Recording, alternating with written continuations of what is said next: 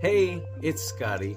Somebody just sent me an email asking about their guinea pig peed and there was this white stuff, white gunk. In the guinea pig world, we call it sludge, we call it pea sludge. And so what is it? And is it dangerous? They're actually really worried. So I thought I'd make a video to clarify this and also to talk a little bit about not only pea sludge, but stones, how they're formed, and what we know about them as the guinea pig community. And maybe you'll end up with more questions than answers at the end of this video, but hopefully you'll be armed with a lot more knowledge. So first off, what is pea sludge? There is pretty much no disagreement about what pea sludge is. The white sludge that you see, or the white stains that you'll see on fleece, especially when the pea dries, that is basically a calcium sludge. And when it comes to whether or not it is a bad thing, there may be a little bit of disagreement about that, but I was reading on Guinea Links and I was reading on a number of forums, and the general consensus is that it's not bad, it's actually good. So when it comes to stones, when it comes to calcium, there is a lot of confusion, there's a lot of disagreement, and there's a lot of we're not exactly sure. There are different types of stones that are formed, and exactly why we still don't know. There are many different factors, from genetics to diet to age and overall health of your piggies, as well as their activity level. All of these things might play a part in whether or not your guinea pigs get stones or have sludge. But let's get back to the sludge. The general consensus from what I've read and from what I understand after many years volunteering at the LA Guinea Pig Rescue and having pigs of my own is that sludge is calcium, and when the calcium is able to be flushed from the bladder, that's a good thing. It is when it stays in the bladder, when it's unable to be passed, that maybe it can turn into stones. So if you're seeing that sludge, if you're seeing that white powder, sometimes it's chalky, sometimes it's sandy, that is actually a good sign that whatever this sludge is being evacuated. Now, when it comes to guinea pigs, that is how they get rid of the excess calcium. They produce, just as a general part of their metabolizing their food. I'm not a vet. The more you want to learn about this, I suggest continuing to research, looking on forums, asking your vets. Like I said at the beginning, there's a lot of confusion about this, and there's a lot of kind of misconceptions and disagreement in the guinea pig world. But one thing that is clear is that guinea pigs produce sludge, they produce calcium, it exits their body from their bladder. Hugh just popcorned right in front of me. So what causes these stones, and why is seeing this a good thing? Well, first of all, if you're seeing it, that means that this stuff is being peed out, and that is a good thing. But what's causing this calcium to begin with? Some things might be genetic. Guinea pigs might be more predisposed to producing more of this calcium sludge. There might be things like diet. Some people think, and this is where we get into this back and forth, let me know in the comments what you've heard. And obviously what we want to do as a guinea pig community is understand. We want to come to a consensus because we want what's best for our piggies. Stones are painful. They can be difficult to pass, and in many cases require surgery, and in many instances surgery is not possible, whether it's the pigs are advanced in age or have other health complications, and sometimes it can be the worst news to hear.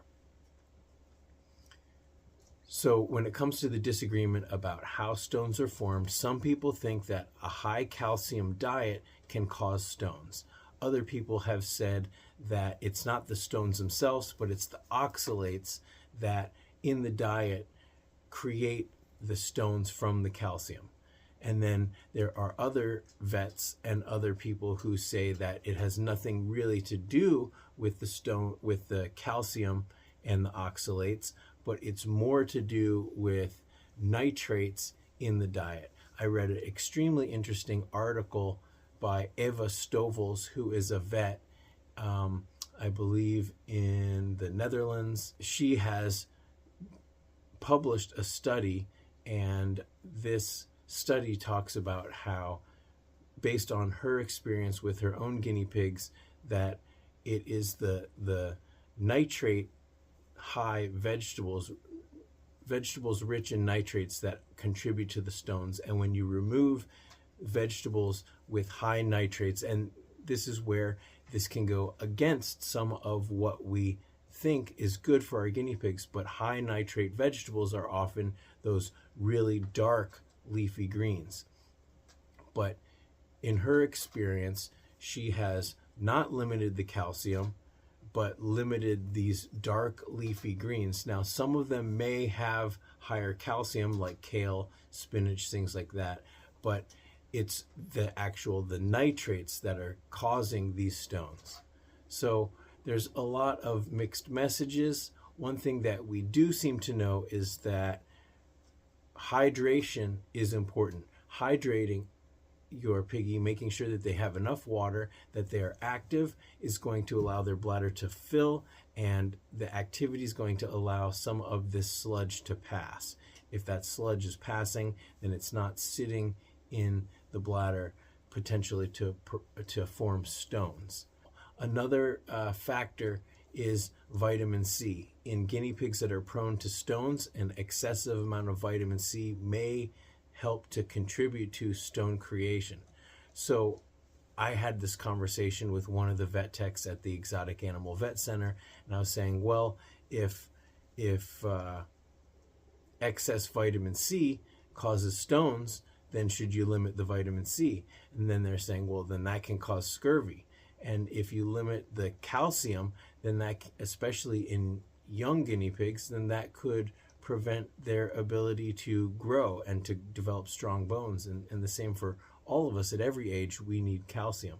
So you get confused when one source is saying you've got to reduce the amount of calcium, and the others are saying, you know, you got to reduce the amount of vitamin C, and then the others are saying, oh no, you got to reduce the nitrates. So this is all the different stances from what I've learned about stone creation.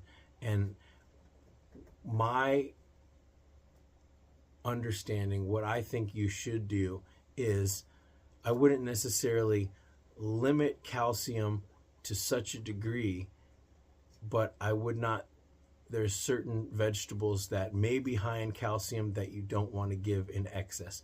We generally say you shouldn't give too much spinach or much spinach, and there are other leafy greens or other vegetables that are also extremely high in calcium. You might want to limit or eliminate those. And what about high nitrates? Certain leafy greens can be very good for many other reasons. So eliminating high nitrate vegetables is probably a good idea overall, but eliminating all dark green veggies is probably going to impact your piggy's health in other areas, just like with vitamin C.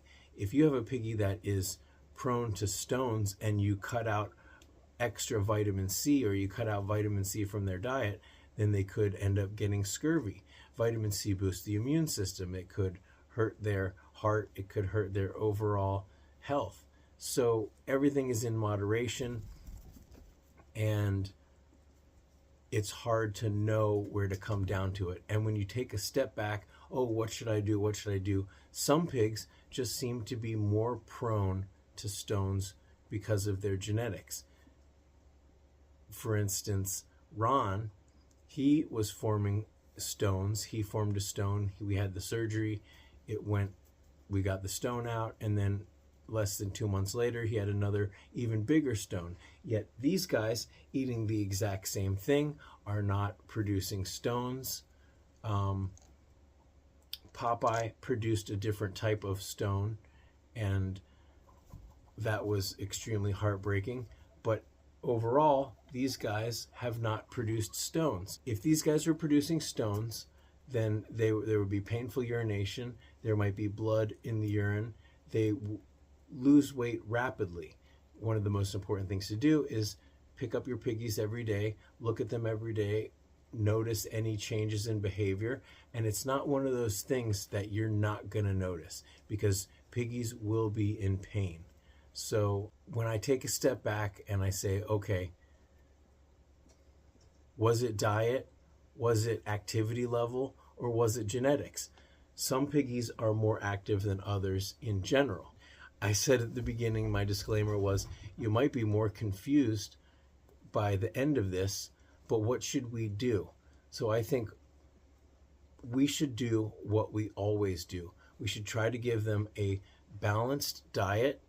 You should give them a variety of piggy-safe vegetables. Maybe you are, and what I decided to do once I read the article by Ava Stovals is reduce the amount of dark leafy greens and mix up with other things like green peppers, like cucumbers, carrots, celery, that kind of thing. So hold on, green peppers are high in vitamin C, and that's true. But how much are they actually getting? And there's also a lot of water content in the veggies. And remember, hay is 80% of your piggy's diet. So honestly, maybe I've adjusted my behavior a little bit as far as giving them more variety of vegetables and trying not to just rely on leafy greens because they're easy to feed, but chopping peppers, chopping cucumbers, giving them some carrots, giving them just a variety of veggies, celery. Those are my staple veggies. What are yours? I'd love to know. But what kind of experience have you had? Especially, I want to know from people who have experienced piggies with stones, but maybe have a whole bunch of piggies that some of them did not get stones, or most of them didn't get stones. This comment section is a great repository for sharing knowledge. So let's just recap. What is sludge? Sludge is some kind of a calcium deposit in the bladder that is flushed out. That is a good thing that it's flushing out, that it's not sitting in the bladder. X-rays are a really good way to see if your piggies have stones. I think you can also see potentially if there's any sludge in the bladder, if there's stones in the kidneys. That is all good. Getting pet insurance, if you have it available where you live, is a great way to save, especially if you're going to need to do x-rays, especially if you're facing some kind of a stone surgery. But you can't get insurance after your piggies are sick. You got to get it before, and it's a really great investment. So I definitely recommend it. How do we prevent stones moving forward? Maybe there are things we can do. Making sure that your piggies have as much space to run as possible and that they are hydrated is good.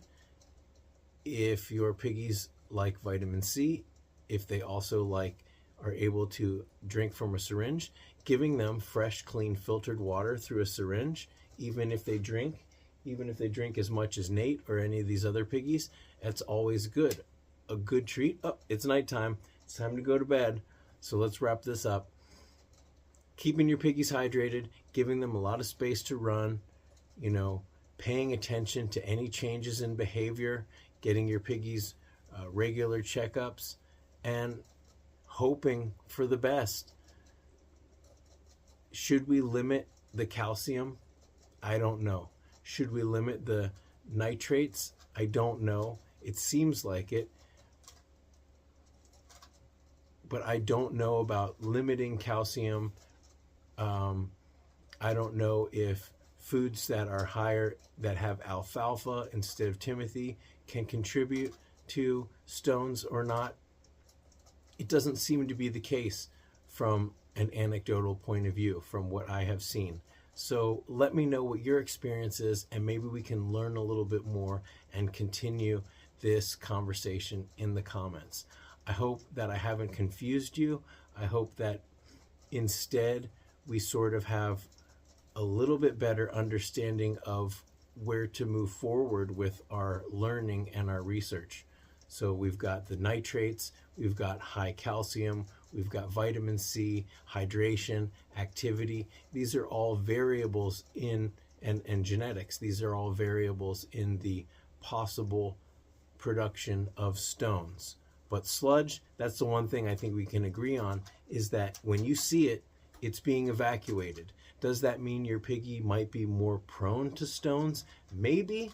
And maybe the piggies that produce the sludge, you might want to get them x-rays every year. But if they start producing stones, you will see it. A painful reaction to stones might be hunching over, might be a whining sound, might be blood in the urine. That could also be the sign of a urinary tract infection.